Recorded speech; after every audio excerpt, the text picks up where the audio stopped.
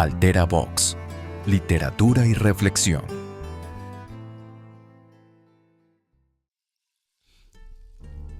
Análisis y comentario interpretativo del capítulo 3, Fabricación de opinión, del libro El control de los medios de comunicación de Noam Chomsky.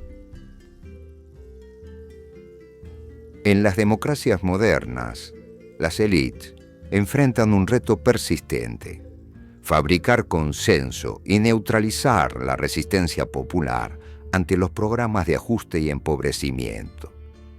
Para lograrlo, necesitan manipular emociones, moldear la percepción y aislar al individuo. Edward Bernays lo comprendió temprano. En 1954, diseñó una campaña a favor de la United Fruit Company con el objetivo de cambiar la opinión pública norteamericana y que acepte una invasión del ejército estadounidense en Guatemala para derrocar a un gobierno democrático que incomodaba a los intereses corporativos. No fue un hecho aislado. Golpes, invasiones y saqueos se repitieron en todo el mundo, siempre al servicio del capital, claro está. La lógica del poder es sencilla. Si la opinión pública se opone, no se corrige el rumbo, se impone por propaganda. Los medios fabrican consenso sin que la mayoría siquiera lo note. En América Latina, las élites locales, verdaderas oligarquías cipayas, sumisas al anglosajonismo, actúan como ejecutoras de esa agenda. Despliegan campañas mediáticas teñidas de eslóganes patrióticos y distorsiones informativas que sabotean la conciencia crítica. Como advirtió Dietrich Bonhoeffer: contra la estupidez no hay defensa. La estupidez es un enemigo más peligroso que la maldad. Mientras que la maldad puede ser enfrentada mediante la razón o la protesta, la estupidez, por su falta de reflexión crítica, su incapacidad para comprender consecuencias y su resistencia a argumentos lógicos, es mucho más difícil de combatir. Aislada y fragmentada, la sociedad no reconoce en el otro sus mismos padecimientos. Se enfrenta a sí misma, pobres contra pobres. Divide y reinarás, dice el viejo adagio. El aislamiento facilita la manipulación. Se recurre a la distracción, al entretenimiento vacío y a la rutina anestesiante. Reinhold Niebuhr afirmaba que aquellos que poseen la capacidad lógica tienen que crear ilusiones necesarias y simplificaciones acentuadas desde el punto de vista emocional, con objeto de que los bobalicones ingenuos vayan más o menos tirando.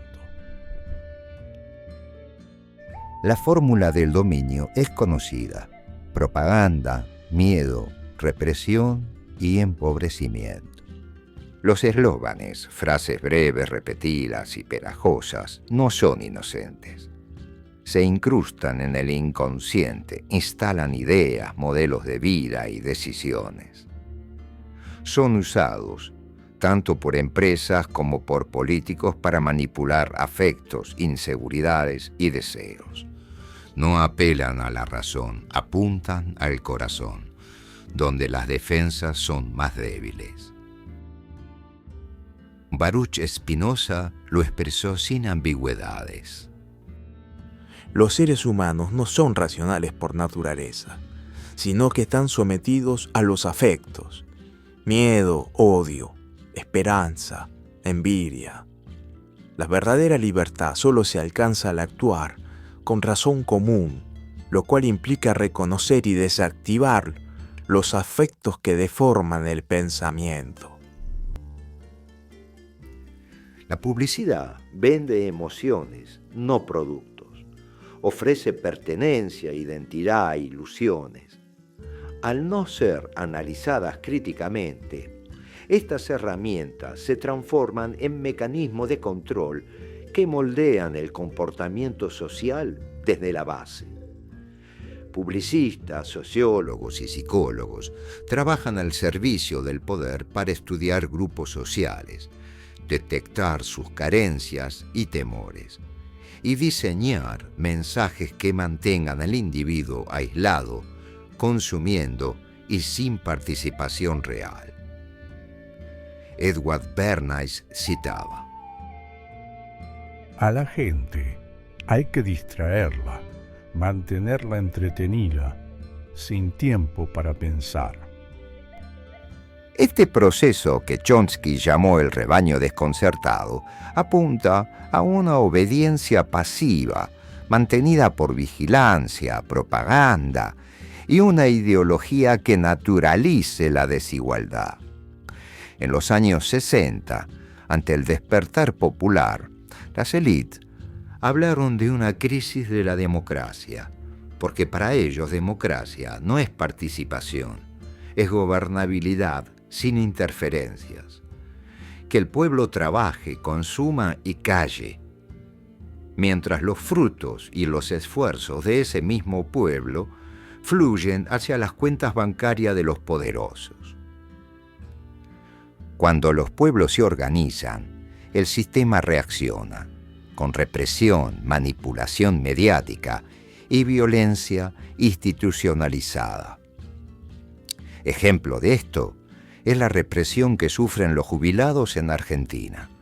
Todo como un objetivo: restaurar la normalidad de los privilegiados. Sin embargo, la resistencia persiste. Cada vez más personas comienzan a ver a la casta privilegiada no como la gente de bien, sino lo que realmente son: aves rapaces, ocultas tras una fachada moralista. Mientras tanto, entre eslogans y publicidades, se sigue fabricando una opinión pública disociada, donde el medio pelo, como decía Arturo Jaureche, aplaude la represión de los mismos trabajadores a los que pertenece. Lo que está en juego es mucho más que un modelo económico. Es por la dignidad del trabajador. Es, sin tapujos, la lucha de clases.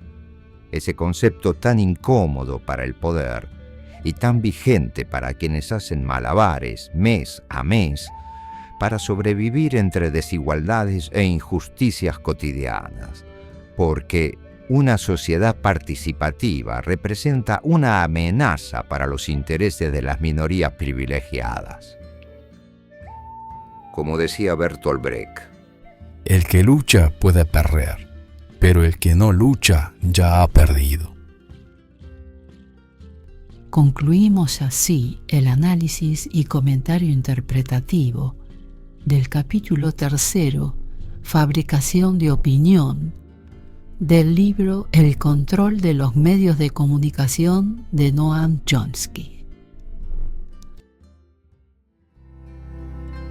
La lectura estimula y fortalece tu reflexión crítica y tu imaginación. El libro no es el que piensa por ti, sino el que te hace pensar. Lee un libro al mes. Gracias por visitarnos.